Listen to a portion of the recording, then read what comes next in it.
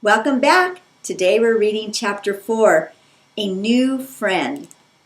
Well, how do you like them? Said Marilla. Anne was standing in the Gable room looking at 3 new dresses spread out on the bed. Marilla had made them for her. One was brown gingham, one had black and white checks, and one was an ugly blue print. They were all made alike, with plain skirts and plain tight sleeves. Anne didn't say anything. "Oh, I can tell you don't like the dresses," Marilla said impatiently. "What is the matter with them? Why don't you like them? Aren't they neat and clean and new?" They're not pretty," said Anne. "Pretty," Marilla said. "I didn't trouble myself about pretty. Anne, pretty isn't important.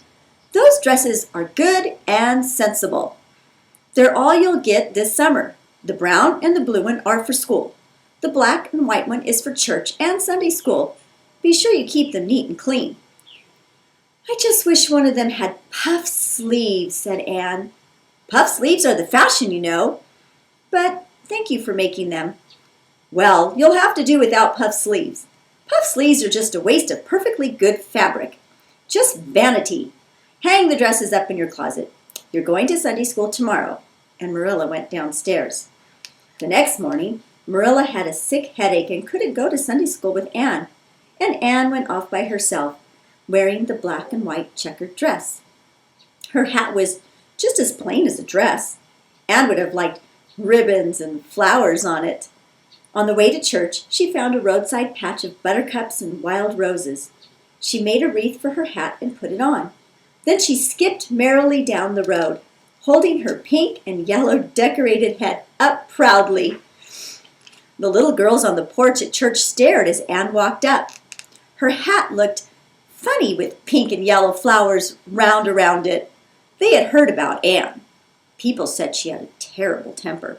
She talked to the trees and flowers like a crazy girl. The little girls whispered to each other. Nobody tried to make friends with her. Anne went into her Sunday school class. The teacher was very strict. Every other little girl in class had puff sleeves. Anne was unhappy. She felt that life was not worth living without puff sleeves. Anne discarded her pretty wreath of flowers on the way home, since it had faded. When Anne reached Green Gables, she told Marilla all about Sunday school. She told her about the teacher, the prayers, and the lovely birch trees outside the window. She also told about the other children. "There were 9 girls in my class, and they all had dresses with puff sleeves." "I tried to imagine my sleeves were puffed, but I couldn't. I could imagine they were puffed when I was alone in my bedroom, but it was awfully hard there with the other girls who had really, truly puffs." "You shouldn't have been thinking about your sleeves in Sunday school," Marilla scolded. "You should have been thinking about the lesson." The one thing Anne forgot to tell Marilla was about putting the flowers on her hat. The next Friday, Marilla came home all upset from Mrs. Lynde's. "Anne, Mrs. Rachel says you went to church last Sunday with your hat rigged out with buttercups and wild roses. What on earth were you thinking?" "Oh, I know pink and yellow don't look good on me," began Anne. "Pink and yellow fiddlesticks! Putting flowers on your hat was ridiculous.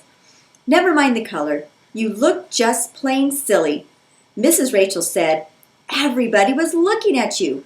Of course people thought I sent you dressed like that." "I'm so sorry," said Anne, starting to cry. I didn't think you'd mind. Lots of other girls had artificial flowers on their hats. Some of them had little bouquets of artificial flowers on their dresses. The roses and buttercups were so sweet. They made my hat look pretty." "Now, Anne, I just want you to act like other little girls and get along with folks," Marilla had told her. "Don't cry any more. I've got some good news for you. I'm going up to see Mrs. Barry this afternoon. I want to borrow a skirt pattern from her. If you like, you can come with me and meet Diana." "Oh, Marilla, I'm frightened. What if she doesn't like me? It would be the most tragical disappointment of my life." "Now don't get into a fluster," said Marilla. Diana will like you well enough. It's her mother you've got to worry about. If she has heard about your outburst to Mrs. Lynde and going to church with buttercups on your hat, I don't know what she'll think. You must be polite and well behaved. If she doesn't like you, it won't matter how much Diana does." They went over to the Barrys' farm, Orchard Slope. Mrs. Barry answered the door, and she introduced Anne to Diana. Diana was sitting on the sofa reading a book.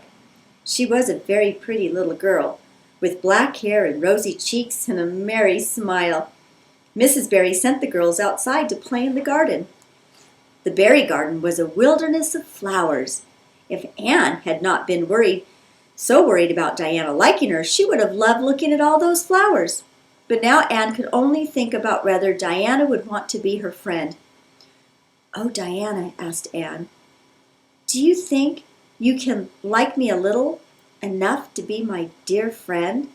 Diana laughed. Diana always laughed. "Why, I guess so," she said. "I'm glad you've come to live at Green Gables. It will be jolly to have somebody to play with." "Will you promise to be my friend forever and ever?" Anne asked her. "Well, I don't mind doing that," agreed Diana. "Hold hands," said Anne. "I'll go first. I promise to be faithful to my dear friend Diana Barry, forever. Now you say it and put my name in it." Diana repeated the promise. Then she said, "I believe I'm going to like you real well." "Oh, Marilla," Anne said later, "I'm the happiest girl on Prince Edward Island. Diana and I are going to build a playhouse tomorrow.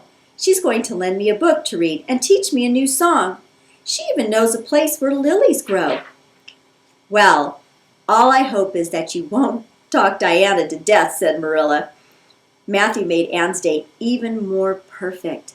He came home from the store and handed her a small package.